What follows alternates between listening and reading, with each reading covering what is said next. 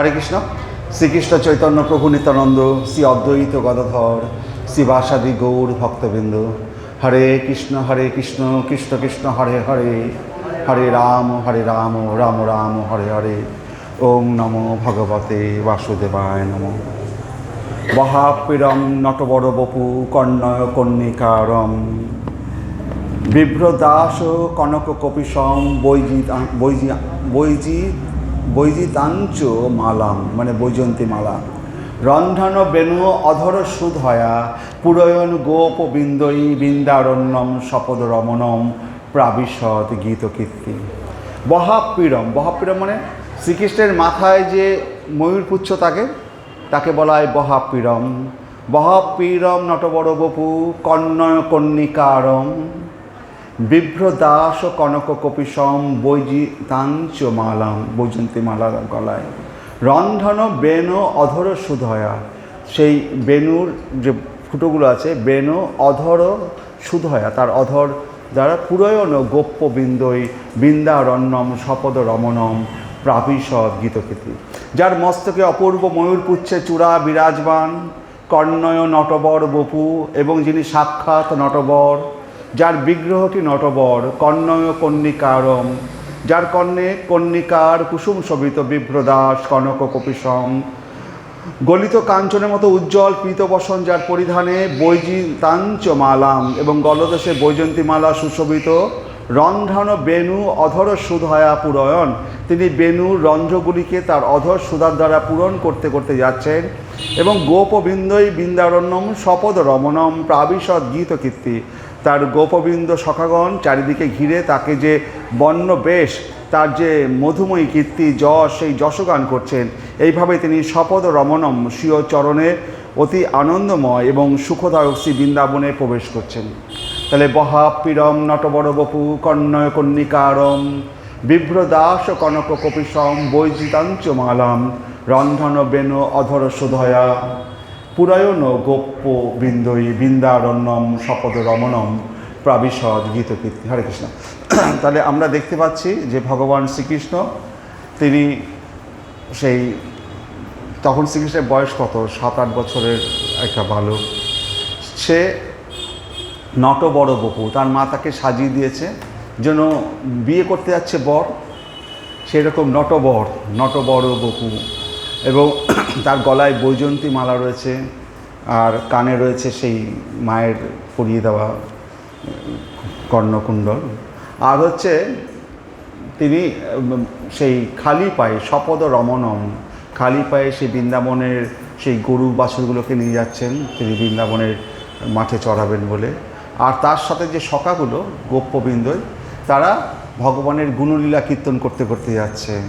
আজকে কৃষ্ণ কাল কোন অসুরকে মেরেছে, সেই সমস্ত গুণলীলা কীর্তন সখারা করছে, আর ভগবান নটবর। তো এটা আমাদের মঙ্গলাচরণের জন্য এটা পাঠ করলাম। হরে কৃষ্ণ। আমরা যে পাঠে যাচ্ছি সেই পাঠের নাম মনু কদ্দম সংবাদ। কদ্দম ঋষি, মনু কদ্দম সংবাদ। এটা হচ্ছে, আমরা যদি শ্রীমদ্ ভাগবত পাঠ করতে যাই, আমরা দেখি যে শ্রীমদ্ ভাগবত পাঠ আমরা যেটা শুনি সেটা হচ্ছে সূত গোস্বামী শৌনকাদি ঋষিদের কাছে যে শ্রীমদ্ ভাগবত পাঠ শ্রবণ করিয়েছিলেন, আমরা সেখান থেকে আমরা শ্রীমদ্ ভাগবত পাঠটা করি। আসল ভাগবত পাঠ প্রথম কি হয়েছিল, যেখানে পরীক্ষিত মহারাজকে সুখদেব গোস্বামী গঙ্গার তীরে শ্রীমদ্ ভাগবত পাঠ শ্রবণ করিয়েছিলেন। আর সেই সময় সূত গোস্বামী সেখানে উপস্থিত ছিলেন, এবং সুখদেব গোস্বামীর প্রিয় শিষ্য বা ছাত্র ছিলেন এই সূত গোস্বামী। এই সূত গোস্বামী স্তুতিধর ছিলেন, গুরুদেব যা বলতেন একেবারে সাথে সাথে তার কানে মুখস্থ হয়ে যেত। তো সুখদেব গোস্বামী ওখানে পরীক্ষিতকে যে ভাগবত পাঠটা শ্রবণ করিয়েছিলেন, তো তার অনেক বছর বাদে যখন ভগবান অন্তর্ধান হয়েছেন, অনেক বছর বাদে সমস্ত ঋষিরা তখন ঠিক করলেন যে সামনে কলিযুগ আসছে, এই কলিযুগ এমন ভয়ঙ্কর যুগ, এই কলিযুগের মানুষ কী করে উদ্ধার পাবে, সেজন্য তারা ঠিক করলেন যে তারা যজ্ঞ করবেন, 1000 বছর ধরে যজ্ঞ করবে। এই কলিযুগের মানুষ, আমরা যে কলিযুগে আমরা যাতে ভগবত ভক্তিতে যুক্ত হতে পারি, আমাদের উদ্ধার যাতে পাই, নাহলে কলিযুগের মানুষ উচ্ছন্ন হবে। সেই জন্য সেই ঋষিরা 1000 বছর ধরে যজ্ঞ করবেন বলে ঠিক করলেন। তো 1000 বছর ধরে যজ্ঞ করবেন, যজ্ঞটা কোথায় করবেন?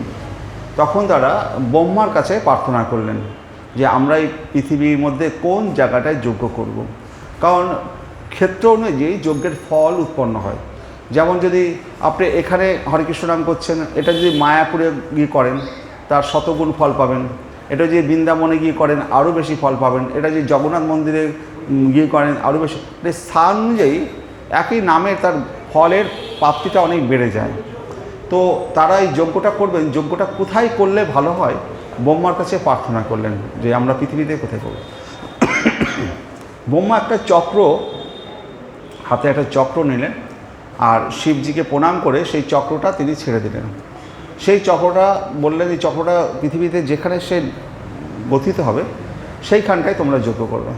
ওই চক্রটা ঘুরতে ঘুরতে আমাদের উত্তরপ্রদেশের লখনৌর কাছে, লখনৌ থেকে প্রায় 100 কিলোমিটার দূরের মতো নৈমিষারণ্য বলে একটা জায়গা আছে। হ্যাঁ, সেখানে চক্রতীর্থ বলে একটা জায়গা আছে। সেই নৈমিষারণ্যে সেই চক্রটা এসে পড়ল। যারা নৈমিষারণ্যে গেছেন তারা দেখতে পাবেন সেইখানটায় যেখানে চক্রটা পড়েছে সেখানে জলটা পুরো ঘূর্ণনের মতো ঘুরছে, এবং আপনি যদি ওই জলের মধ্যে দাঁড়ান আপনাকেও চারদিকে ঘুরতে হবে, কারণ দাঁড়িয়ে থাকতে পারবেন না। ও স্রোত রয়েছে, মাটির তলা থেকে জলটা উঠছে আর এরকম ঘুরছে, এবং অদ্ভুত সেই জায়গাটা। এবং চক্রটা যখন মাটির তলায় গঠিত হচ্ছে তখন মানে শেষ স্তর যদি ভেদ করে যেত তাহলে পৃথিবী প্লাবিত হয়ে যেত। সেই সময় দুর্গার একটা শক্তি, সেই শক্তির নাম হচ্ছে আমাদের ললিতা। আমাদের ললিতা বৃন্দাবনের ললিতা নয়, দুর্গার এক রূপের নাম ললিতা। সে যখন হাত দিয়ে চক্রটাকে সেখানে আটকে দেয়। তারপরে আমাদের ইংরেজরা সেইখানটায় অনেক গর্ত করে চেষ্টা করেছিল যে ব্যাপারটা কী, কোথা থেকে জল আসছে, তারাও তার তল খুঁজে পায়নি। এই নৈমিষারণ্যে এই সামনের সপ্তাহে আমার স্ত্রী যাচ্ছে ওখানে।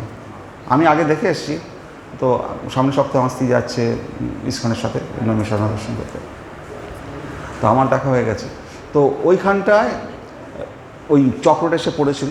নৈমিষারণ্য মানে যেখানে এক নিমিষে ভগবান বিষ্ণু অনেক দৈত্যকে মেরেছিল, একটা নৈমিষারণ্য। আর একটা নৈমিষারণ্য মানে ওইখানে প্রচুর নিম গাছ আছে, আর নিম গাছের হাওয়া মানে সেখানে রোগ হয় না, আরোগ্য ভূমি। আর একটা নৈমিষারণ্যে যেখানে বিষ্ণুর চোখের পাতা পড়ে না। আর আরেকটা নৈমিষারণ্যে যেহেতু বিষ্ণুর পাতা পড়ে না, ওইখানে আমাদের মায়াদেবীর প্রবেশ নিষেধ। আমরা যেমন মায়ের জগতে রয়েছি, ওইখানটায় কোনো মায়া প্রবেশ করতে পারে না। ওইখানটায় সুত গোস্বামী না, ওইখানটায় ঋষিদের তার চক্রটখনে পড়েছে, ঋষিরা তখন ওইখানটায় যজ্ঞ করবেন বলে ঠিক করেছেন, কারণ ব্রহ্মার নির্দেশ। তো ওইখানে তারা যজ্ঞ শুরু করেছেন। এবার যজ্ঞ করতে করতে কী হচ্ছে, যজ্ঞের যে ধোঁয়া হতে তাদের গায়ের বর্ণ কালো হয়ে যাচ্ছে, কিন্তু দীর্ঘ বছর ধরে যজ্ঞ করছে তারা, বছরের বছর। এখনও সেই নৈমিষারণ্যে যদি মাটি খোঁড়া যায়, সেই যজ্ঞের যে জিনিসগুলো, যে ছাই টাইগুলো, সেগুলো এখনও ওর তলায় পড়ে আছে। হ্যাঁ, সেই জায়গাটা আছে যেখানে যজ্ঞ হয়েছে, আপনারা গেলে এখন দেখতে পাবেন। ওইখানটায় যখন ঋষিরা এখন যজ্ঞ করছে, একদিন সুত গোস্বামী সেখানে আসলেন। তখন ওই ঋষিরা 60,000 ঋষি, ওখানে 60,000 ঋষি একসাথে বসে ওখানে যজ্ঞ করছে। কোথাও 60,000 বলা হয়েছে, কোথাও 88,000 বলা হয়েছে। আমি 60,000 ঋষি ধরলাম, 60,000 ঋষি। তখন সুত গোস্বামী যখন সেখানে এসে উপস্থিত হলেন, ওই ঋষিদের যে মধ্যে যে বয়স্ক জ্ঞানী, তার নাম শৌনক মুনি, শৌনকাদি ঋষিগণ। এই শৌনক ঋষি তখন সুত গোস্বামীকে বললেন যে আমরা দীর্ঘদিন যজ্ঞ করছি, এখন সময় হয়েছে যে আমাদের ভাগবত পাঠ শ্রবণের। আপনি গুরুদেব, আপনি সুখদেব গোস্বামীর প্রিয় শিষ্য, তো দয়া করে আপনি আমাদেরকে শ্রীমদ্ ভাগবত পাঠ শ্রবণ করান। তো ব্যাসাসনে সুত গোস্বামীকে বসালেন। এখানে সুত গোস্বামী যখন শ্রীমদ্ ভাগবত পাঠ শ্রবণ করাচ্ছে, এর আগে শ্রীমদ্ ভাগবতের আরেকটা জায়গা ছিল, সেটা হচ্ছে যখন ভগবান শ্রীকৃষ্ণ অন্তর্ধান হয়েছেন। বিদুর কুরুক্ষেত্রের যুদ্ধ শুরু হওয়ার আগে তিনি কুরুক্ষেত্রের যুদ্ধ মানে হস্তিনাপুর ছেড়ে চলে গেলেন তীর্থভবনে। তীর্থভবন করে প্রায় 36 বছর বাদে বিদুর ফিরছেন হস্তিনাপুরে। যখন বিদুর ফিরছেন তখন তিনি উদ্ধবের সাথে দেখা আমাদের যমুনার কাছে। তো উদ্ধব তখন বললেন যে হে বিদুর, হে উদ্ধব, ভগবান কৃষ্ণের এদের খবর কি? তখন উদ্ধবের কাছে জানতে পারলেন যে ভগবান অন্তর্ধান নিয়েছেন। আর উদ্ধব বললেন, হে বিদুর, ভগবান একটা নির্দেশ তোমাকে দিয়ে গেছেন।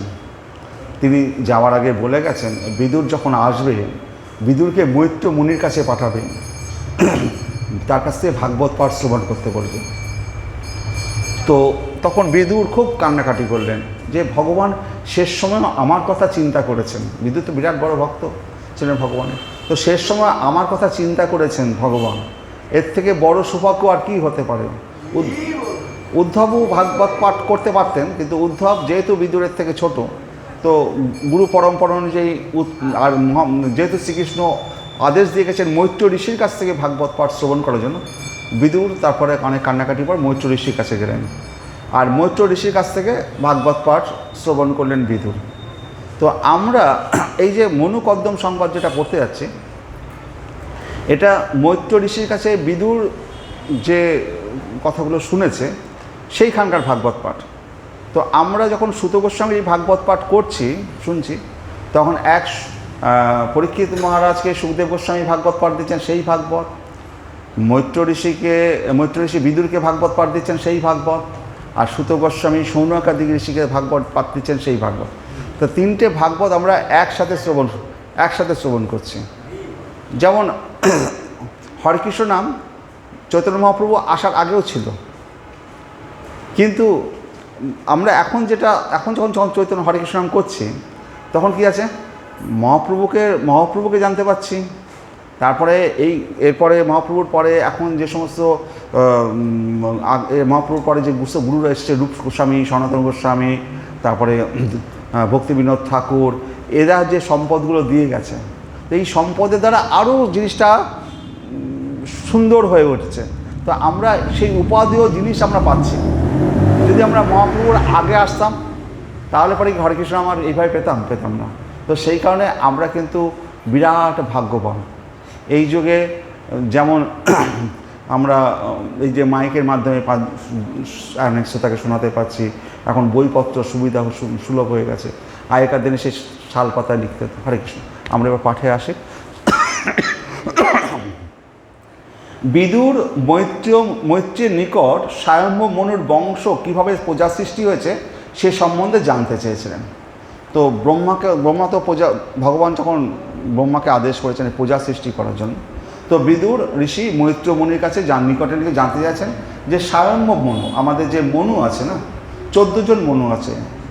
ব্রহ্মার একদিনে পৃথিবীতে 14 জন মনু আসে, 71টা চতুর্যুগ, এক একটা মনু 71টা চতুর্যুগ সে রাজত্ব করে।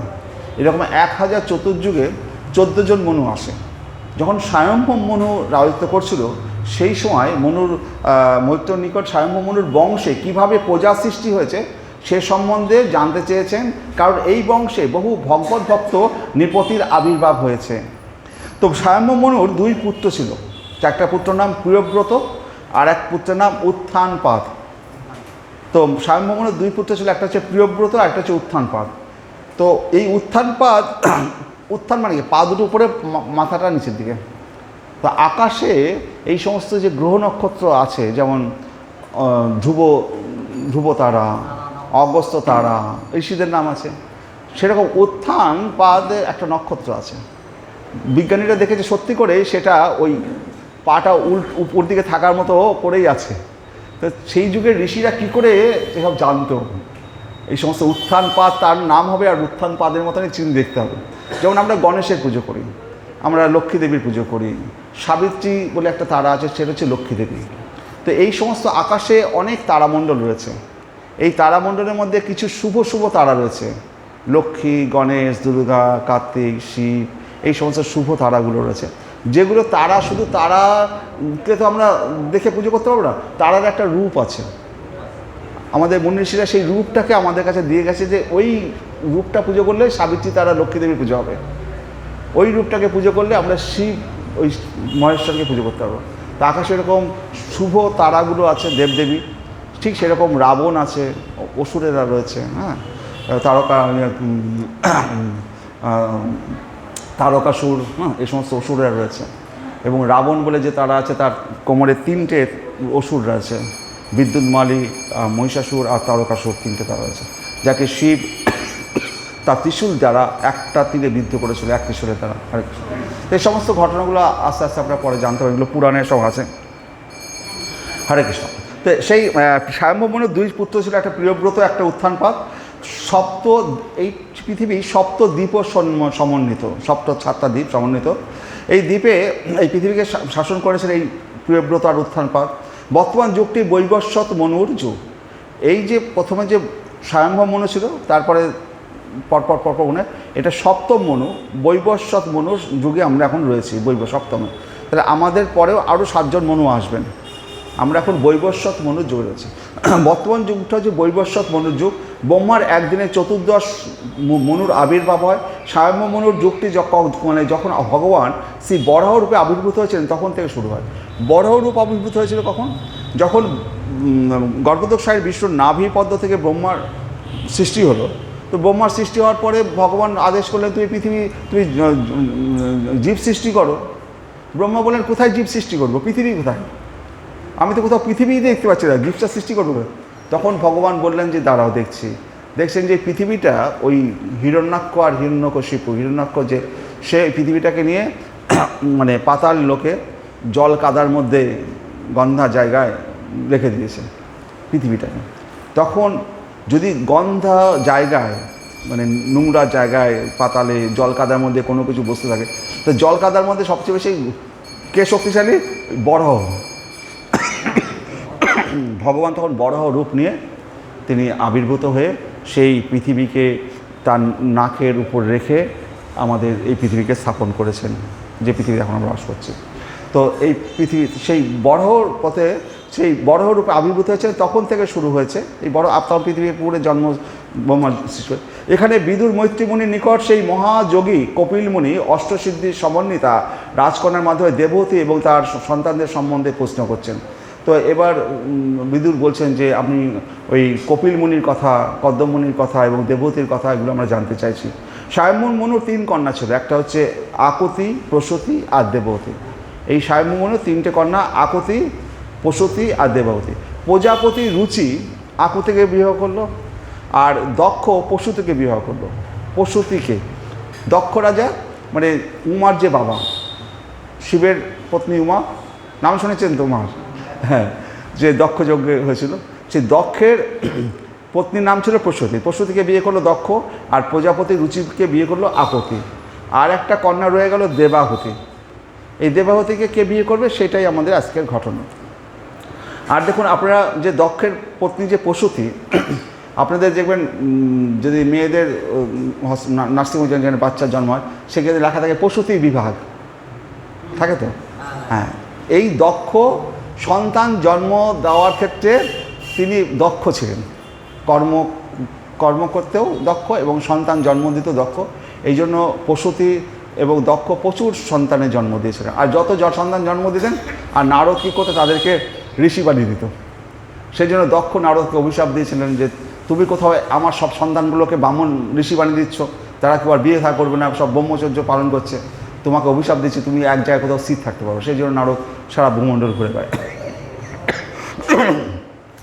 কদ্দম মুনি ছিলেন এবার হচ্ছে আমরা যে দেবাহুতিকে যে একটা কন্যা ছিল দেবাহুতি, সেই তাকে বিয়ে করেছিল কে? কদ্দম মুনি। সেই কদ্দম মুনি ব্রহ্মার পুত্র ছিল। তো তিনি একজন প্রজাপতি ছিলেন, প্রজাপতি রুচি, প্রজাপতি দক্ষ, আর এই কদ্দমও প্রজাপতি ছিলেন, ব্রহ্মার পুত্র ছিলেন। তো জীব সৃষ্টি করার জন্য ব্রহ্মা তাকে আদেশ করেন, তুমিও সন্ততি জীব সৃষ্টি করো। আমি তো এই পৃথিবীতে ভগবান আদেশ করেছে জীব সৃষ্টি করার। আমি প্রজাপতি রুচিকে সৃষ্টি করেছি, দক্ষকে সৃষ্টি করেছি, হ্যাঁ, আকুতি, প্রসূতি এবং দেবতীকে সৃষ্টি করেছি। আর এই যে প্রজাপতি রুচিকে বিয়ে করেছে, আকুতিকে, দক্ষ বিয়ে করেছে প্রসূতিকে, আর আমার পরবর্তী কন্যা দেবতীকে তুমি বিবাহ করে সন্ততি তুমি স্থাপন করো পৃথিবীতে। কদ্দম মুনিকে আদেশ করেছেন ব্রহ্মা, পিতামহ আদেশ করেছেন।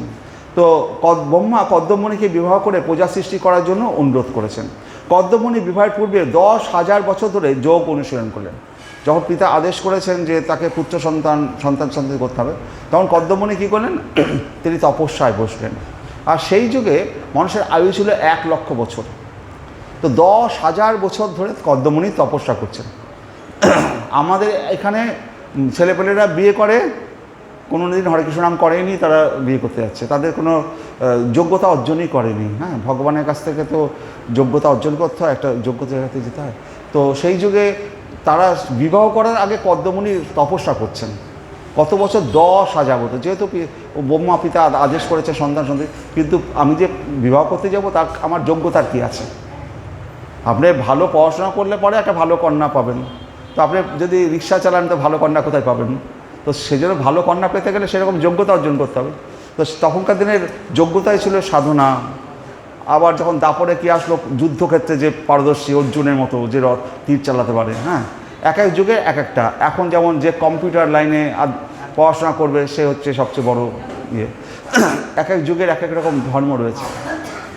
তো কদ্মমণি বিবাহের পূর্বে 10,000 বছর ধরে যোগ অনুশীলন করলেন। আমরা জানি বাল্মীকিও সিদ্ধিলাভের পূর্বে 60,000 বছর তপস্যা করেছিল। আমাদের বাল্মীকি তো দস্যু রত্নাকর ছিল, যখন নারদমণি তাকে বললেন তুমি রাম রাম বলো, তখন রাম বলতে পারছে না, মরা মরা বলছে। সেইভাবে এমন তপস্যা করছেন যে তার গায়ে বাল্মীকের ইয়ে পড়েছে। তো তিনি 60,000 বছর তপস্যা করেন। কদ্মমণি সত্যযুগের শুরুতে যখন মানুষের আয়ু ছিল 1 লক্ষ বছর, তখন যোগসিদ্ধি লাভ করেছেন। কে কথা বলছে? হরে কৃষ্ণ, হরে কৃষ্ণ। সন্তং বিরজম অর্ক মানে এই যে তিনি যখন 10,000 বছর তপস্যা করেছেন, তারপরে তখন ভগবান স্বয়ং বিষ্ণু কদ্মমণির সাথে দেখা করতে এসেছেন, দর্শন দিয়েছেন। তো বিষ্ণু যখন দর্শন দিচ্ছেন, তার স্বরূপে দর্শন দিচ্ছেন, তখন বিষ্ণু কেমন দেখতে ছিল কদ্মমণি সেটা বর্ণনা করছে। সতম বিরজম মানে নিষ্কুলুষ, শতম বিরজম বিরজম অর্ক আভম শীতপদ্ম উৎপল স্রোজম। বলছে কদ্মমণি জড়কলুষ রহিত সূর্যের মতো উজ্জ্বল শ্বেতপদ্ম এবং কুমুদ মালায় বিভূষিত পরমেশ্বর ভগবানের নিত্যরূপ দর্শন করলেন। তাহলে ভগবানের রূপটা কেমন দেখতে পেল? কদ্মমণি জড়কলুষ রহিত, কোনো রকম জড়কলুষ নেই, সূর্যের মতো উজ্জ্বল শ্বেতপদ্ম এবং কুমুদ মালায় বিভূষিত পরমেশ্বর ভগবানের নিত্যরূপ দর্শন করলেন। তারপরের লাইনে কী বলছে? স্নিগ্ধ নীল অলক ব্রাত্য বক্ত অজম বিরজ অম্বরম। ভগবানের পরনে ছিল নির্মল পীত বসন এবং তার পদ্ম সদৃশ সুন্দর মুখমণ্ডল কুঞ্চিত কালো কেশদামের দ্বারা সুশোভিত ছিল। তাহলে ভগবানের মুখমণ্ডল কেমন ছিল? তার পরনে কী ছিল? নির্মল পীত বসন। পীত মানে কি? হলুদ বর্ণের বসন, পীত বসন। এবং তার পদ্ম সদৃশ সুন্দর মুখমণ্ডল কুঞ্চিত কালো কেশদামের দ্বারা সুশোভিত ছিল। কিরীটিনম কুণ্ডলিনম শঙ্খচক্র গদাধরম। তার কিরীট এবং কর্ণকুণ্ডলে শোভিত এবং তার 3 হাতে শঙ্খ চক্র এবং গদা বিরাজমান ছিল। সে তো উৎপল কিরণ কম মনস্পর্শ স্মিত ইক্ষণম।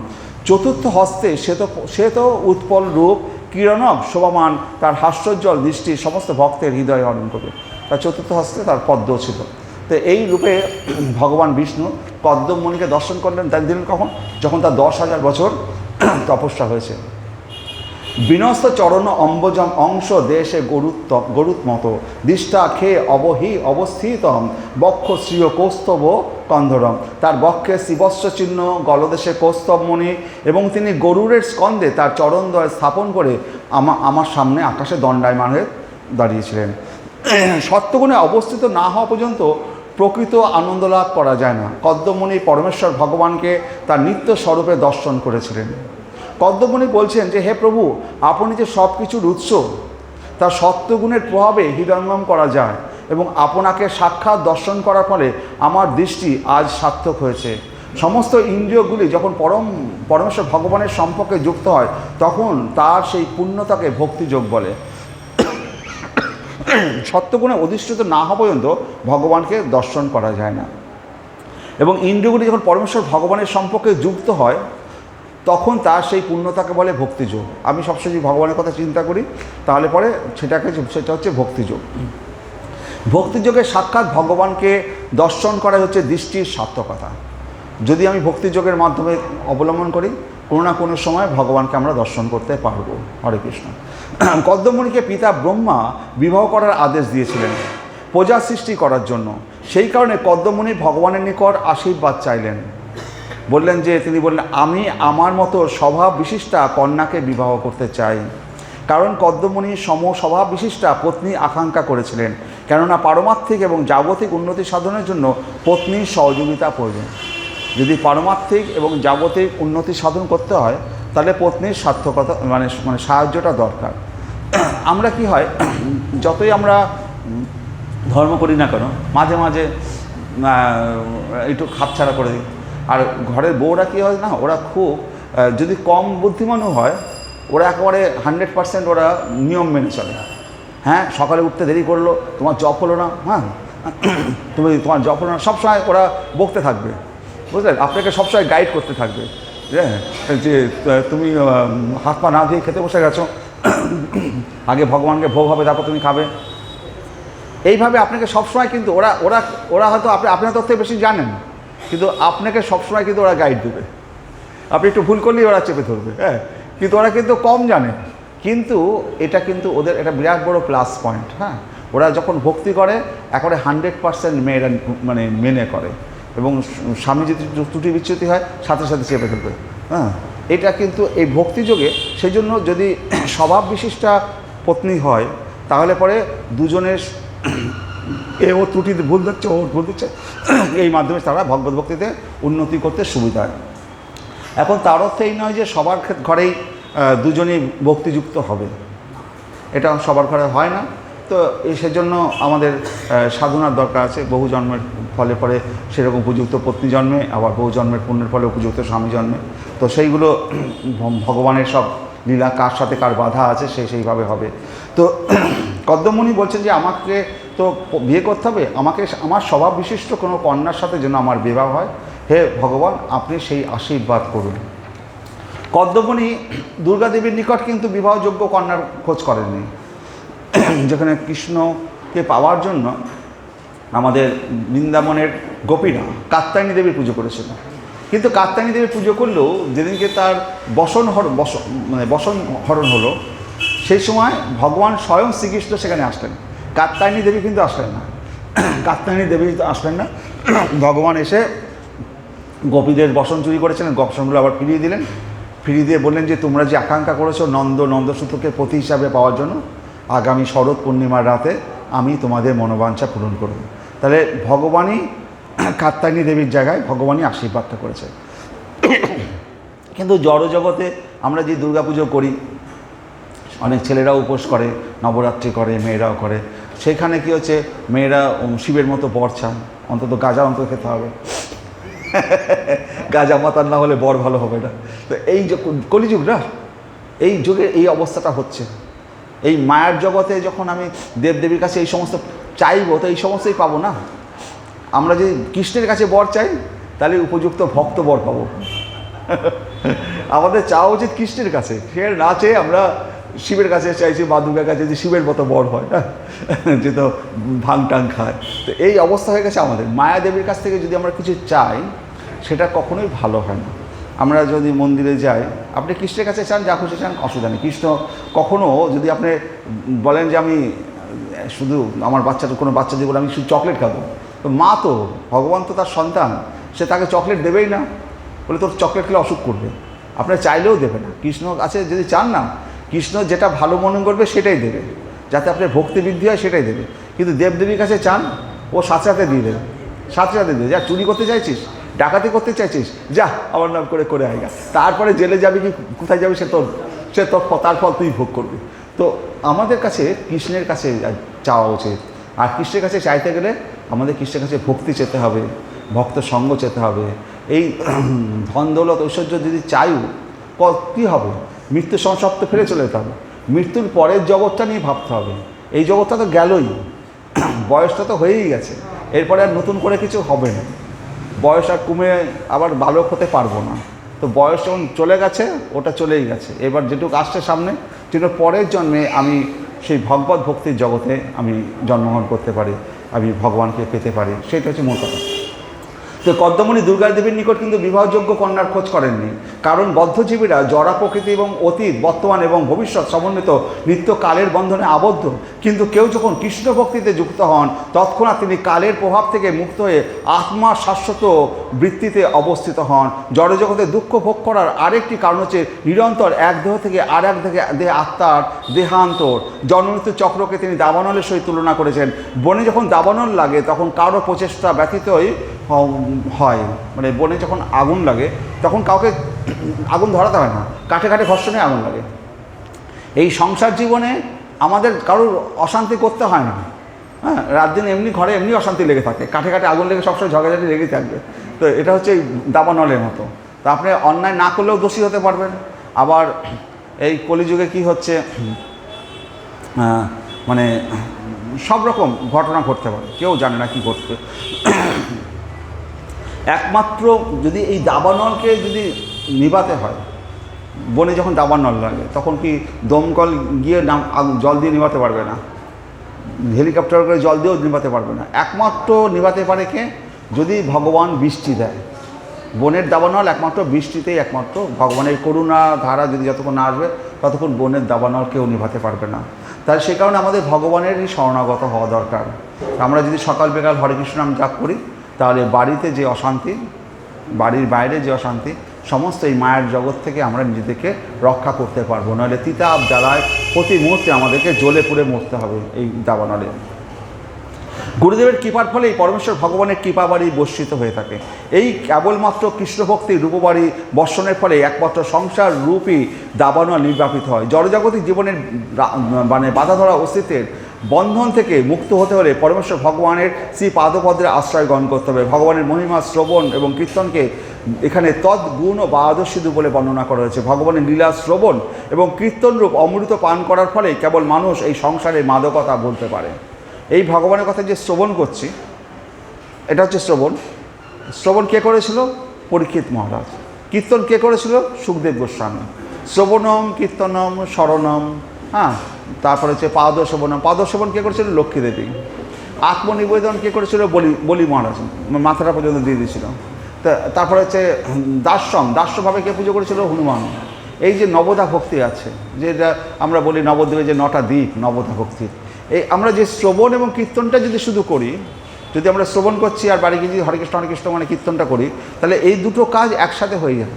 এবং এই দুটো কাজ যদি করা যায়, তাতে কিন্তু আমাদের আর কিছু দরকার নেই, উদ্ধার হয়ে যাবে। তাই হচ্ছে ভগবানের মহিমা শ্রবণ এবং কীর্তন এখানে তদ্গুণ বাদ সিধু বলে বর্ণনা করা হয়েছে। ভগবানের লীলা শ্রবণ এবং কীর্তন রূপ অমৃত পান করার ফলেই কেবল মানুষ এই সংসারের মাদকতা, এই মায়ার জগৎ থেকে সে উদ্ধার পেতে পারে। নতে অজর অক্ষ ভ্রমি আয়ু এষাম ত্রয়োদশ এবং অবম ত্রিশতম ষষ্ঠী পর্ব ষষ্ণেশী অনন্ত ছদি যত্রি নাভি করাল স্রোত জগৎ আচ্ছিদ্য ধাবত। আপনার 3 নাভি সমন্বিত চক্র অক্ষয় ব্রহ্মের অক্ষদণ্ডের উপর আবর্তিত হচ্ছে। তার 13টি দণ্ড অর 360টি পর্ব, 6টি পরিধি এবং তাতে অসংখ্য পত্রখচিত রয়েছে। যদিও তার আবর্তন সমগ্র সৃষ্টির আয়ু হরণ করছে, কিন্তু প্রচণ্ড বেগে ধাবিত এই চক্র ভগবত ভক্তের আয়ু স্পর্শ করতে পারে না। এই যে চক্র, রথের চেয়ে চাকা, তার এতগুলো অর রয়েছে, এতগুলো রয়েছে, এই চক্র কী করছে? প্রচণ্ড বেগে ঘুরছে এবং সকলের আয়ু হরণ করে নিয়ে যাচ্ছে। প্রতিদিন সূর্য উঠছে, তারপর দিন অস্ত যাচ্ছে, তারপরে আবার সূর্য উঠছে, একটা করে দিন চলে যাচ্ছে, মানুষের একটা দিন করে আয়ু তাদের কাছ থেকে হরণ করে নিয়ে চলে যাচ্ছে। কিন্তু ভগবত ভক্ত যদি কেউ এই শ্রবণ কীর্তনের মধ্যে থাকে, হরে কৃষ্ণ নাম করে, তার আয়ু এ হরণ করতে পারবে না, কাল তার আয়ু হরণ করতে পারবে না। আপনারা যত করে এই ভগবত কথা শ্রবণ করছেন, এই সময়টা ভগবানের ওখানে একেবারে বাধা হয়ে থাকছে। যতক্ষণ আপনারা ভগবানের কথা শ্রবণ করছেন, কীর্তন করছেন, এই সময়কালগুলো ভগবানের কাছে তারা রেকর্ড হয়ে থাকছে। এতক্ষণ সময় আমার জন্য ভেবেছে, আমার কথা শুনেছে, আমার কথা ভেবেছে। সেই সময়কাল কাল হরণ করতে পারবে, ভগবানের কাছে সেগুলো রেকর্ড হয়ে থাকবে। হরে কৃষ্ণ। কাল ভগবত ভক্তের আয়ু প্রভাবিত করতে পারে না। হরিং বিনা ন স্মৃতি তরন্তি। ভগবানের কৃপা ব্যতীত জন্ম মৃত্যু চক্রের নিবৃত্তি সম্ভব নয়। এই যে হরির কৃপা, ভগবানের কৃপা ব্যতীত এই জন্ম মৃত্যুর চক্র থেকে আমাদের বেরোতে পারবো। নৈমিষারণ্যে যখন সুত গোস্বামী শ্রীমদ্ ভাগবত পাঠ শ্রবণ করাচ্ছেন, 60,000 ঋষি একসাথে শ্রবণ করছেন। সেই ঋষিদের বয়স কত? কারো 100 বছর হয়ে গেছে, কারো 150 বছর, কেউ 200 বছর, কেউ গায়ের চামড়া শুকিয়ে গেছে, হাড় গোড় হয়ে গেছে। তখন তো মানুষের আয়ু বেশি ছিল না, কেউ 300 বছর বয়স, কেউ 350, 400 বছর বয়স। কিন্তু এই যে শ্রীমদ্ ভাগবত পাঠ সুত গোস্বামী শোনাবেন, শুনতে শুনতে কারো যদি মৃত্যু হয়ে যায়, তখন তো তার পুরো ভাগবত পাঠ শ্রবণ হবে না। তখন কি করলেন শৌনকাদি ঋষিরা? যমরাজকে বললেন তুমি পাহারাদার হয়ে দাঁড়িয়ে থাকো। যমরাজ নৈমিষারণ্যে যখন ভাগবত পাঠ হচ্ছে, যমরাজ তার পাহারাদার। এদের তো মৃত্যু হবেই না, তাদেরকে রক্ষা করার জন্য যমরাজ দাঁড়িয়ে আছে হাতে দাঁড় ধরে। তো যদি আমরা ভাগবত পাঠ করি, যেমন আমি প্রতিদিন আমার অনলাইনে ভাগবত পাঠ হয়, তো এই ভাগবত পাঠ প্রতিদিন যদি শ্রবণ করা যায়, আমি এটা প্রথমে আমি শুরু করেছিলাম করোনার আগে, তো তখন করোনার আগে শুরু করেছিলাম, তখন তো বাড়িতে একটু বসে থাকতাম, বেশি সময় ছিল, শুরু করেছি। আবার এখন শুরু করেছি এই জানুয়ারি 1 তারিখ থেকে। তো অনলাইনে আমার 50 জন ভক্ত সবসময় প্রতিদিন শোনে ভাগবত, এবং তারাও অনেককে পাঠায়। তো এই কী হচ্ছে, যতদিন আমি তখন শুরু করেছি এই কারণে, যতদিন এই করোনার সময় মানুষের যে বিপদ, প্রতিদিন যে ভাগবত পাঠ শ্রবণ করবে, সেই বিপদকে আমরা টলিয়ে দিতে পারবো। যারা শ্রবণ করবে তাদের কোনো বিপদ ঘটবে না। ঈশ্বরের কৃপায় সবাই আমরা বেঁচে আছি, করোনার কৃপা, হরে কৃষ্ণ। হ্যাঁ, তো আর করোনার জন্য একটা জিনিস হয়েছে, সেই সময় মানুষ ঘরে বসেছিল বলে ভগবত ভক্তিও কিন্তু বেশি করে হয়েছে। বিপদ আসলে কি হয়, আপনি যখন এখন যতটা করছেন, যদি আপনার বাড়িতে বিপদ আসে না, তখন মন্দিরে 10 বার করে আসবেন, ভগবান রক্ষা করো। তো ভগবান এইগুলো লীলা করে, কখনো কখনো বিপদ ইচ্ছা করে দেয়। হ্যাঁ, তারও তো ভয় পাবেন না, কারণ কি ভগবান কতটা বিপদ দিতে পারে? খুব বেশি মৃত্যুটাই তো দেবে। কি আছে এই জীবনে, কি আছে? কিচ্ছু তো নেই। তো মৃত্যু যখন আসবে, মৃত্যু থেকে ভয় পাওয়ার কি আছে? তাতে ভগবানের শরণাগত হয়ে যাওয়াই ভালো। হরে কৃষ্ণ। তাহলে ভগবান স্বেচ্ছায় এই জড়জগৎ সৃষ্টি করেননি, তার বহিরঙ্গা শক্তির দ্বারা এই জড়জগৎ সৃষ্টি হয়েছে। কেননা বদ্ধ জীবেরা তার উপভোগ করতে চেয়েছে, যে যথামাং প্রপদ্যন্তে। এই যে জগৎ সৃষ্টি হয়েছে ভগবান ইচ্ছা, আমরা চেয়েছি এই ভোগ করতে, তাই আমরা এই জড়জগতে এসেছি। যে যথামাং প্রপদ্যন্তে, এই জড়জগৎ প্রতি পদক্ষেপে বিপদে পূর্ণ। এই জড়জগৎ ভক্তদের জন্য নয়, এই তাদের জন্য চিন্ময় জগৎ নিত্য বিরাজমান। ভগবান বারবার নিজে এবং তার অংশকলা হিসাবে পৃথিবীতে আসেন, শুধুমাত্র যাতে জড়জগতে দুর্দশাক্লিষ্ট পথভ্রষ্ট জীবেরা শ্রদ্ধান্বিত হয়, পুনরায় তার শরণাগত হয়ে তার কাছে ফিরে আসতে পারে। তো ভগবানও বারবার এই পৃথিবীতে আসেন ভক্তদেরকে যাতে তারা শ্রদ্ধান্বিত হয়, এবং তারা এই জীবেরা ভক্তি জগতে এসে তারা ভগবদ্ধামে ফিরে যেতে পারে। নইলে ভগবানের কী দরকার ছিল পৃথিবীতে আসার বারবার? তার কি দরকার ছিল ভাগবত রচনা করার, গীতা পাঠ অর্জুনকে শোনানোর? অর্জুনকে তো শোনানো নয়, আসলে আমাদের জন্য তিনি গীতাটা দিয়েছেন, আর আমাদের জন্য শ্রীমদ্ ভাগবত দিয়ে গেছেন, আমাদেরকে উদ্ধার করার জন্য, যাতে আমরা ভগবানের কৃপা পেয়ে আমরা ভগবত ভক্তিতে উদ্ধার করি। কারণ এই কলিযুগে যদি আপনাকে একটা খাঁচার মধ্যে বেঁধে রেখেছেন, বন্দি করে রেখেছেন, যদি আপনাকে একটা বই দেয় বা একটা কথা বলার সাথী দেয়, তবে আপনি দিনগুলোকে অতিক্রম করতে পারেন ভালো করে।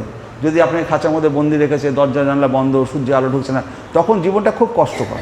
যদি খাঁচার মধ্যে বন্দিও রাখে, যদি আমি হরেকৃষ্ণ নাম করতে পারি, তখন ওই খাঁচার বন্দি অবস্থাটাও পূর্ণ ভগবত জগতে পরিণত হয়ে যাবে, চিন্ময় জগতে পরিণত হয়ে যাবে। তো যে কারণে যারা ভগবত ভক্ত, তারা পাপ পুণ্যের ভয় করে না। তারা শুধু বলে ভগবান আমাকে নরকে দাও, যেখানে দাও, যে কিন্তু মুখ থেকে হরেকৃষ্ণ নামটা কিন্তু যেন কেড়ে নিও না।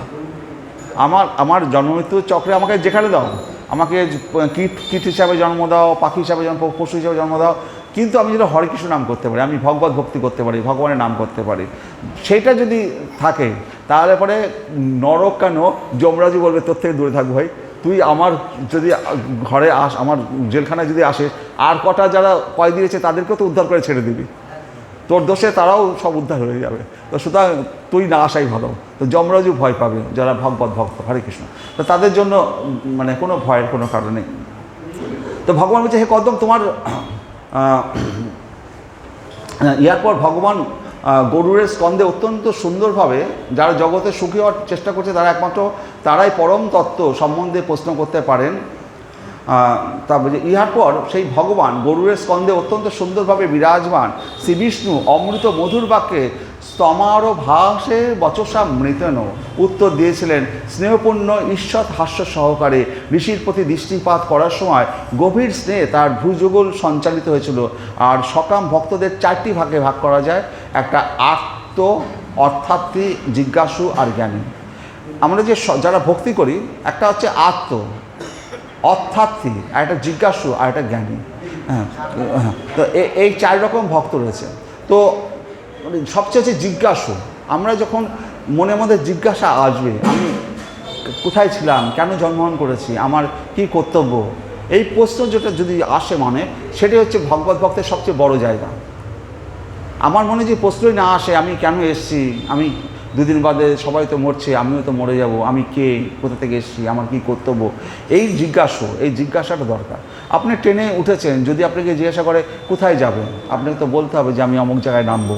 যদি বলতে না পারেন, আরে বলতে পারছে না কোথায় নামবে রে, তো থানা পুলিশ ডাক, হ্যাঁ, এ তো বলতেই পারছে না বাড়ি কোথায়, পাগল টাগল হবে হয়তো। হ্যাঁ, তো আমাদের আগে জানতে হবে আমি কোথা থেকে এসেছি আর আমার যাওয়ার ডেস্টিনেশনটা কোথায়।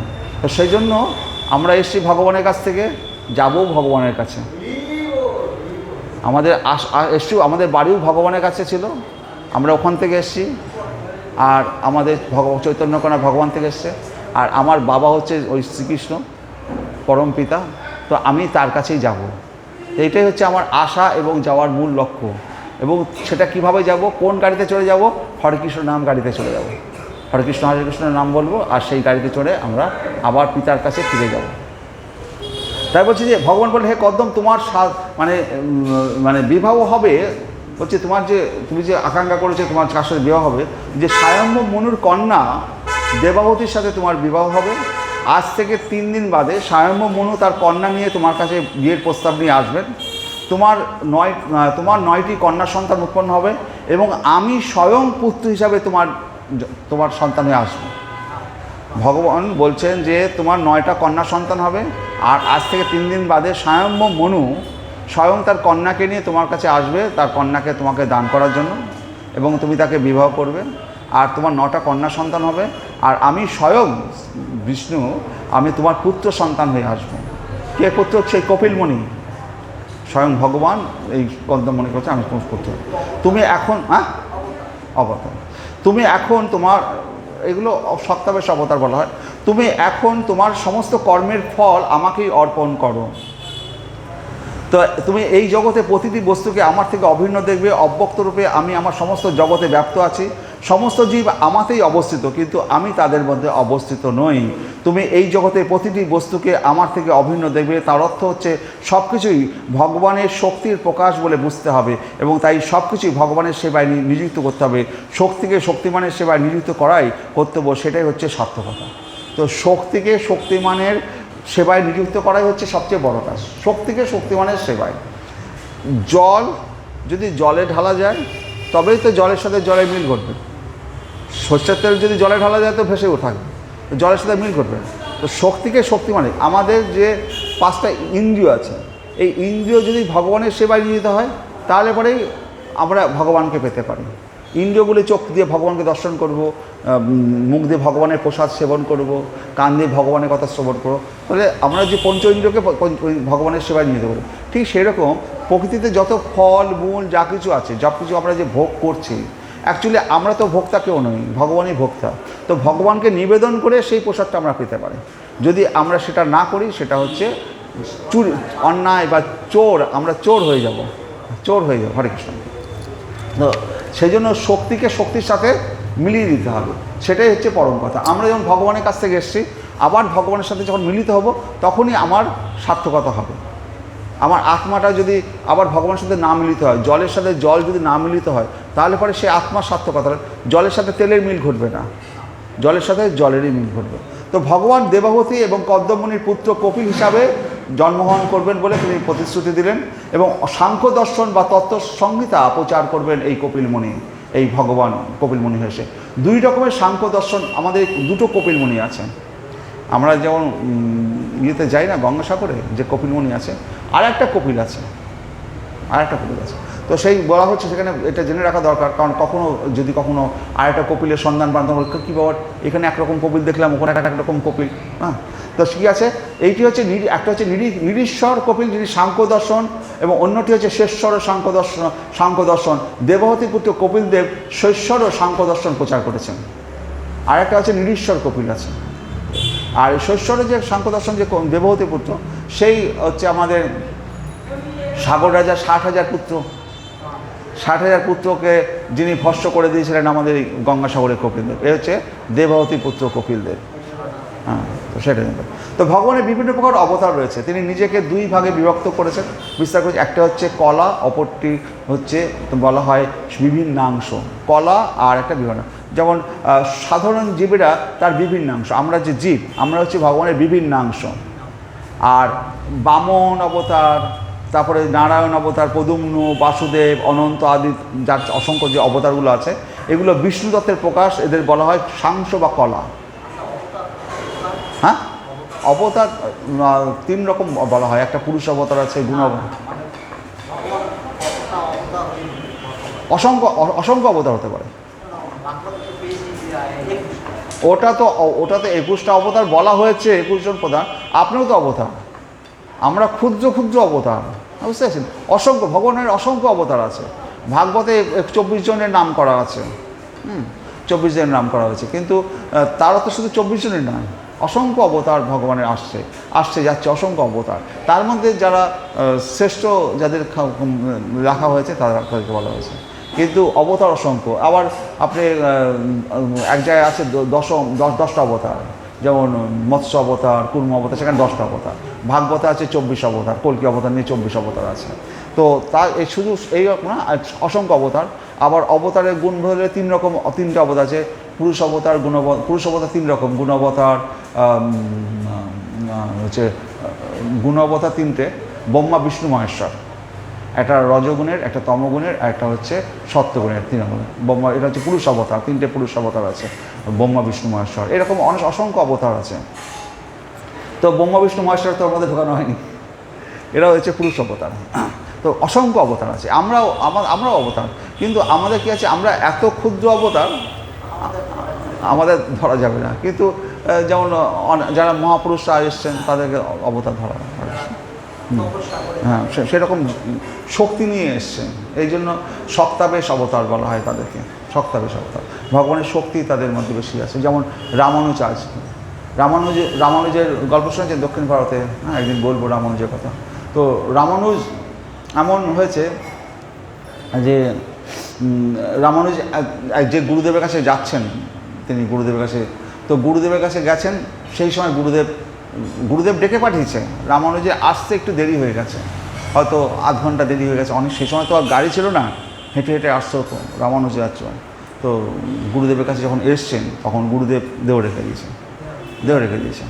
তো রামানুজ বলছে, আমি এত কষ্ট করে আসলাম আর গুরুদেব আমার দেহ রেখে দিল। তো রামানুজ আমরা দেখছে গুরুদেবের 3টে আঙুল এরকমভাবে বদ্ধ অবস্থা রয়েছে। তো রামানুজ তখন 3টে কথা বলবে। একটা প্রথম কথা বললো যে আমি সম্প্রদায়ের যে সমস্ত মতবাদকে আমি খণ্ডন করব, একটা আঙুল করলো।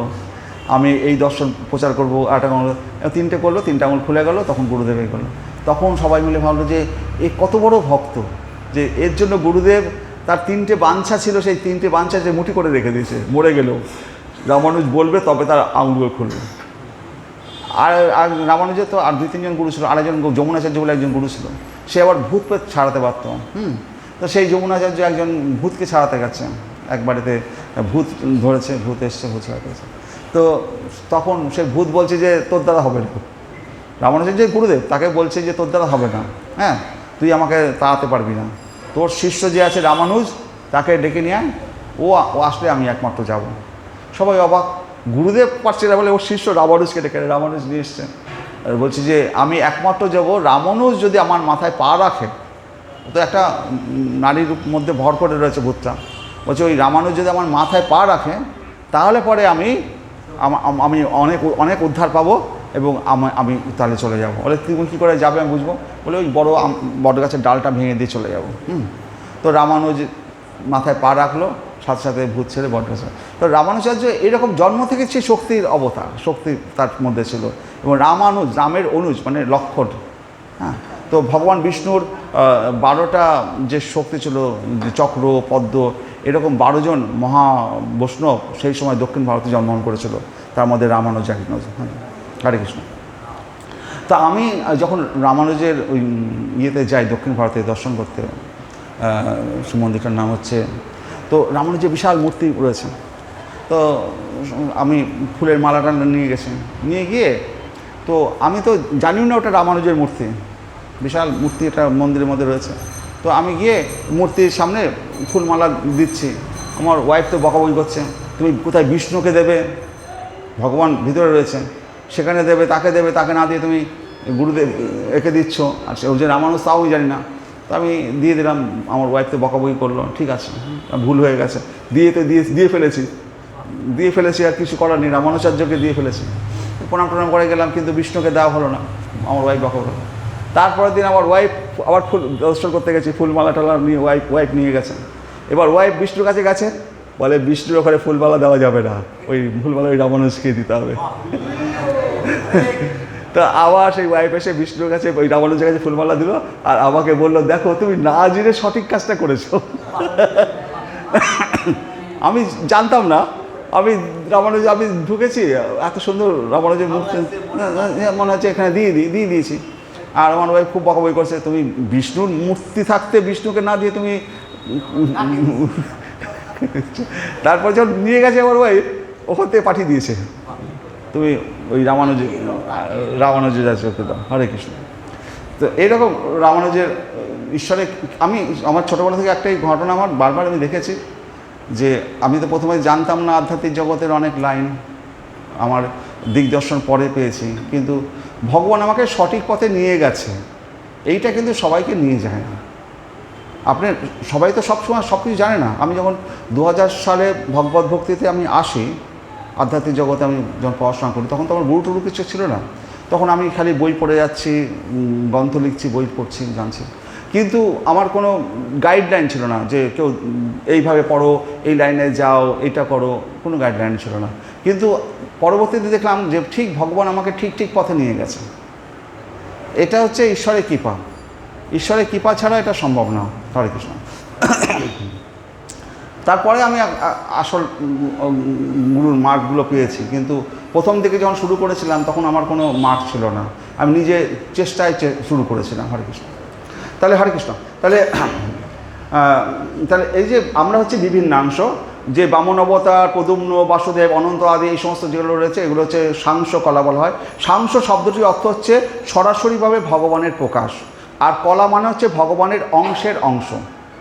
যেমন ভগবানের প্রথম সাংসকে অবতারকে বলরাম থেকে সংকর্ষণ, পদুম্ন, অনিরুদ্ধ, বাসুদেব, এই সমস্ত অবতারেরা, যত অবতারের এসছে সব বলরাম থেকে আসছে। তারা সব হচ্ছে বলরাম হচ্ছে সাংস, তারপরে কলা, অংশকলা। হ্যাঁ, যে পুরুষ অবতার, কারণদর্শ বিষ্ণু, গর্ভদর্শ বিষ্ণু বলুন, সমস্ত কিছু সব বলরাম থেকে এসছে। প্রথম শ্রীকৃষ্ণ তার একটা প্রথম প্রকাশ বলরামকে সৃষ্টি করে দিয়েছেন, তারপরে কিন্তু কৃষ্ণ কাউকে আর সৃষ্টি করেনি, কারণ দরকারই নেই। ওই বলরাম, এই ম্যানেজার, পরপর ম্যানেজার্স থেকে বলরাম থেকে সমস্ত কিছু প্রকাশ পাচ্ছে। যে কারণে আমাদের গৌড়ীয় বৈষ্ণবের ক্ষেত্রে আমরা নিত্যানন্দের, বলরামের বেশি করে পুজো করি। নিত্যানন্দের কৃপা না হলে পরে বৃন্দাবনের রাধাকৃষ্ণ পাইতে নাই। হ্যাঁ, তো রাধাকৃষ্ণকে পাওয়া যাবে না নিতাই চাঁদের কৃপা না হলে পরে। তো নিতাই চাঁদ বা বলরামের কৃপাটা আমাদের কাছে খুবই গুরুত্বপূর্ণ, কারণ নিতাই চাঁদের কৃপা যখন আমরা এখনও নিতাই চাঁদ সম্বন্ধে, আমরা রাধারানী সম্বন্ধে, মহাপ্রভু আসার পরে আমরা রাধারানী সম্বন্ধে জেনেছি। নিতাই চাঁদ সম্বন্ধে আরও অনেক কিছু হয়তো আমাদের জানা দরকার আছে, যেগুলো হয়তো ভবিষ্যতে কোনো তারা কেউ আসবেন, তারা এসে নিতাই চাঁদের লীলা আমাদের কাছে প্রকাশ করবেন, কারণ নিতাই চাঁদের লীলা এখনও গুপ্ত অবস্থায় রয়েছে, সম্পূর্ণ প্রকাশ পায়নি। হরে কৃষ্ণ। বলদেব শ্রীকৃষ্ণের অংশ এবং সাংস, কিন্তু বলদেব থেকে পরবর্তী প্রকাশ সংকর্ষণ হচ্ছে কলা। চিৎজগতের শ্রীকৃষ্ণের নাম চিন্ময় ধ্বনিরূপে শ্রীকৃষ্ণের প্রকাশ। আমাদের আরাধ্য ভগবান রূপ এবং আমাদের আরাধ্য ভগবানের রূপ এবং মন্দিরে ভগবানের শ্রীবিগ্রহের মধ্যে শক্তিগত কোনো পার্থক্য নেই। আমরা যে ভগবানকে ডাকছি আর ভগবান যে মন্দিরে যে বসে আছেন রাধা কৃষ্ণ, এই দুজনের মধ্যে কোনো পার্থক্য নেই। যদি পার্থক্য মনে আসে তাহলে কিন্তু পাপ হয়ে যাবে। তো সেই কারণে যখন রাজা দশরথ অন্ধমুনির ছেলেকে যখন শব্দবেদী বানরেরা বধ করেছিল, তখন ওই অন্ধমুনি বলেছে রাজা দশরথকে, আমি কি ভগবানকে কি কখনো পাথর রূপে ভেবেছি, যে কারণে আমার পুত্র সন্তান চলে গেল। হ্যাঁ, ভগবানকে ভগবান রূপে না ভাবা, ভগবান এবং আর চৈতন্য লোকের যে আসল যে ভগবান, এই দুই ভগবানের মধ্যে কোনো ভেদ নেই। সে তখন আক্ষেপ করে বলছে যে অন্ধমণি, আমি কি ভগবানের কোনো প্রকার এরকম দ্বিধাগ্রস্তভাবে ভেবেছিলাম যে কারণে আজকে আমার পুত্র দশরথের হাতে মারা গেল? হ্যাঁ, তো সেখান থেকে বোঝা যায় ভগবানকে কখনোই, হ্যাঁ, তার নাম, তার রূপ, তার বিগ্রহ সব অভিন্ন তার থেকে, এবং তার থেকে কখনো মানে এখানে ভগবানের রূপ রয়েছে, তো মূর্তি আসল তো ভগবানকে দেখতে পাচ্ছি না। হ্যাঁ, কিন্তু এই রকম মনে একদম মাথায় আনবেন না, এই বিগ্রহই হচ্ছে আসল বিগ্রহ। হ্যাঁ, এবং এ সম্পূর্ণরূপে ভগবানের শক্তি সমন্বিত। তিনি বসে আছেন, তিনি সব শুনছেন, সব দেখছেন, সব করছেন, কিন্তু আমরা নিজেরা আমাদের সেই চোখ নেই বলে আমরা জানতে পারছি না, বুঝতে পারছি না। হরে কৃষ্ণ। তাহলে ভগবানের শ্রীবিগ্রহ এবং স্বয়ং ভগবানকে পূজা করার ফল একই।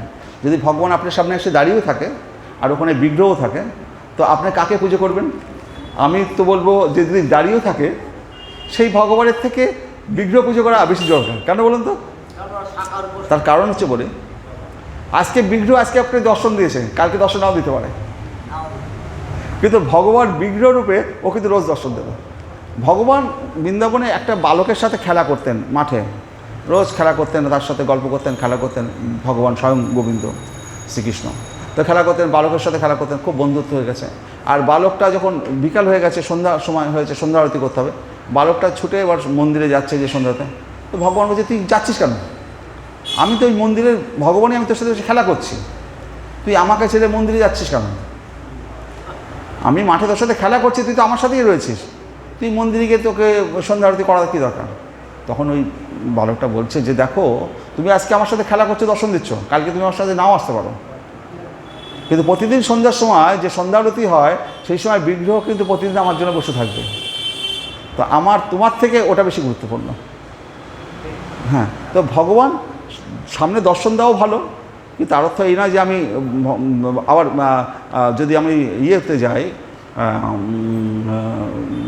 গোপীদের সাথে ভগবানের সম্পর্কে যেখানে যাই, তাহলে ভগবান কে গোপীরা প্রশ্ন করেছিল, আচ্ছা ভগবান তো গোপীদের বলছে যে তোমরা কেন রাত্রিবেলায় এসছো, আমি বাঁশি বাজিয়েছি বলে চলে এসছো, ঠিক আছে, এখন তোমাদের চলে যাও বাড়িতে, তোমাদের ঘরে সংসারে বউ স্বামী পুত্র স্বামী রয়েছে, বাচ্চা কাচ্চা রয়েছে, তারা তোমার না গেলে পরে তারা কি করে খাবে যাবে, রান্নাবান্না কী করবে, আমার সাথে রাত্রিবেলা গভীর বন জঙ্গল এই বৃন্দাবনে তোমাদের হ্রাস করতে হবে না, তোমার বাড়ি চলে যাও। ভগবান ইচ্ছা করে তাদেরকে করছে, তাদের পরীক্ষা করার জন্য।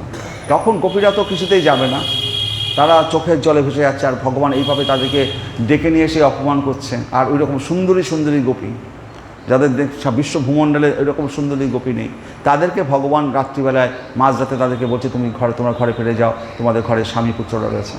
তো গোপীরা কাঁদছে, তখন কাঁদতে কাঁদতে গোপীদের মনে প্রশ্ন এসছে, তো ভগবান খালি প্রশ্নই করে যাবে আর আমাদেরকে হ্যাটাই করে যাবে, আমরা কি কম? আমাদেরও তো কিছু প্রশ্ন আছে। তখন বললো, হে গোবিন্দ, আমাদের একটা প্রশ্ন আছে, তুমি কি তার উত্তরটা দেবে? বলো, হ্যাঁ বলো, তোমাদের কী প্রশ্ন? আচ্ছা বলো, যে কোনো স্বামী সে বিদেশে গেছে চাকরি করতে, স্বামীটা যখন বিদেশে গেছে তখন স্বামী তার বউকে একটা পুতুল দিয়ে গেছে, তার নিজের একটা মূর্তি দিয়ে গেছে, যে প্রতিদিন তুমি এটা বসিয়ে পুজো করবে। তো বউ পুজো করে প্রতিদিন। তো স্বামী 6 মাস বাদে ফিরে এসছে, দরজা এসে কড়া নাড়ছে, বউ তখন মূর্তিটাই পুজো করছিল। তো তখন সেই বউ কী করবে? ঘরে দরজা খুলে দেবে না মূর্তিটার পুজো করবে? স্বামী এসে বলছে, এই দরজা খোলো, আর স্বামী তো মূর্তিটা দিয়ে গেছে, সেখানে পুজো করছে। তখন ভগবান বলছে, কেন? আগে দরজা খুলে দেবে, তার আসল স্বামী যখন এসে গেছে তখন আর মূর্তি পুজোর কী দরকার? তখন বউ বলছে, এই তো গোবিন্দ, তুমি সঠিক কথা বলেছো, এখন আজকে আমাদের সামনে তুমি আসল স্বামী, আমাদের আজকে তুমি আসল স্বামীকে আমরা পেয়ে গেছি। ঘরে যে আমাদের স্বামীগুলো আছে ওগুলো তো পুতুল স্বামী। আজকে তোমাকে যখন আমরা সামনে পেয়ে গেছি, তো তোমাকে ছেড়ে ওই পুতুল স্বামীর কাছে কেন যাব? তো আমাদের উত্তর তো তুমিই দিয়ে দিলে। তো গোপীরা তো ছিল একেবারে এক একজন পণ্ডিত না, তারা তো বড় বড় বিরাট বিরাট মুনি ঋষি, তারা তো সেই গোপীর দেহ ধারণ করে তারা ভগবানের সাথে মিলিত হয়ে এসছে। তাদের বুদ্ধির কাছে ভগবান পেরে উঠবে না, ভগবান পেরে উঠবে না। ভগবান অনেক সময় গোপীদের কাছে হার মেনে যেত, এইরকম প্রশ্ন করে দিত যে ভগবান হার মেনে যেত, যে কেন আগে তো যে এসছে তোমার আসল স্বামী যখন এসে গেছে তখন পুতুল স্বামীর পুজো করা কী দরকার? তো এইটাই তো আমাদের ঘরে যারা সব স্বামীরা রয়েছে তো পুতুল স্বামী। আসল স্বামী যখন বিগ্রহ এখানে বসে রয়েছে, তো আসল স্বামী ছেড়ে কেন ঘরে যাব? আসল স্বামীকে যখন পেয়ে গেছি, তার মতো ঐশ্বর্যশালী, তার মতো যশ, তার মতো জ্ঞান, তার মতো বৈরাগ্য, তার মতো ধনী কেউ নেই। হ্যাঁ, ও আমার ঘরের স্বামীকে একটা সোনার মালা দিতে বলেই দেবে না। এ তো আমার সব কিছু দেখবে, মৃত্যুর পরেও দেখবে, জন্ম মৃত্যুর পরেও দেখবে। তো ওই স্বামীর কাছে যেয়ে আমি কী পাবো? তো আমরা শুধু মেয়েদের বলছি না, আমরা যারা পুরুষ রয়েছি, আমরা তো সবাই নারী। আমাদের সকলেরই স্বামী হচ্ছে শ্রীকৃষ্ণ। হরে কৃষ্ণ। তাহলে এবার বলছে যে কদ্মমুনি বলছে কদ্মমুনি সেই যখন ভগবান চলে যাচ্ছেন, কদ্মমুনি সেই পথের দিকে তাকিয়ে রয়েছেন, এবং ভগবান যখন সেই আমাদের গরুরের পিঠে করে যান, সেই গরুরের পাখা যখন সঞ্চালিত হয়, গরুরের পাখার বায়ুতে আপনি সাম গানের বেদ হয়, উৎপন্ন হয়। যেমন ট্রেন চলে ঝকঝিক ঝিকঝিক আওয়াজ হয়, এরোপ্লেন হু আওয়াজ হয়। তো ভগবানের যে গরুর পিঠে করে যায়, সেই গরুর পিঠের আওয়াজটা হবে সামবেদের গান। তাহলে বুঝতে পারছেন তো, মানে প্রত্যেকটি যন্ত্রের একটা আওয়াজ আছে, কিন্তু গরুরের যে পাখার যে ঝাপটা হবে, সেটা হচ্ছে সামবেদের গান বাজতে থাকবে, তার পাখার আওয়াজটা বেরোবে, সামবেদের গান। যেমন শঙ্খ যখন ফুদি ওম ধ্বনিকে বাজায়। কারণ কি? সমুদ্রের সমস্যা হয়, সব সমুদ্রে যে ঢেউগুলো আসে, এই ধ্বনিটাকে শঙ্খ ধরে রাখে। আর আমরা সেই শঙ্খ যখন বাজাচ্ছি, তখন সেই ওম, আর শঙ্খ কেন বাজায়? ওম উচ্চারণটা নাভি দিয়ে বাতাসটা তুলতে হয়। তো আমরা তো সবার পক্ষে তো ওম মুখ দিয়ে শেখানো যাবে না, তুমি ফু দাও, তোমার নাভি থেকে বাতাস উঠবে, ওম ধ্বনিটা বেরোবে শঙ্খের মাধ্যম দিয়ে। আর ওম ধ্বনি যতক্ষণ এই শঙ্খটা সন্ধ্যের সময় বাজানো, যদি শঙ্খ বাড়িতে বাজানো যায়, আশেপাশে যদি কোনো অশুভ শক্তি থাকে, সে তার ধারের কাছে আসবে না। এই জন্য প্রতিদিন শঙ্খ বাড়িতে বাজানো উচিত। না হলে পরে যে সমস্ত সন্তান বাড়িতে মায়েদের পেটে থাকে, সবসময় অনেক সময় অশুভ সন্তান জন্মগ্রহণ করে, এই বাড়িতে শঙ্খ না বাজাতে পারে। হরে কৃষ্ণ। হ্যাঁ, অশুভ শক্তিকে দূর করে দেয়। কদ্মমুনি 10,000 বৎসর তপস্যা করার পরে ভগবানের অহৈতুকী কৃপা লাভ করেছেন, এবং ভগবান তার প্রতি এতই কৃপা পরবশ করেছিলেন যে ভগবানের নয়ন থেকে আনন্দ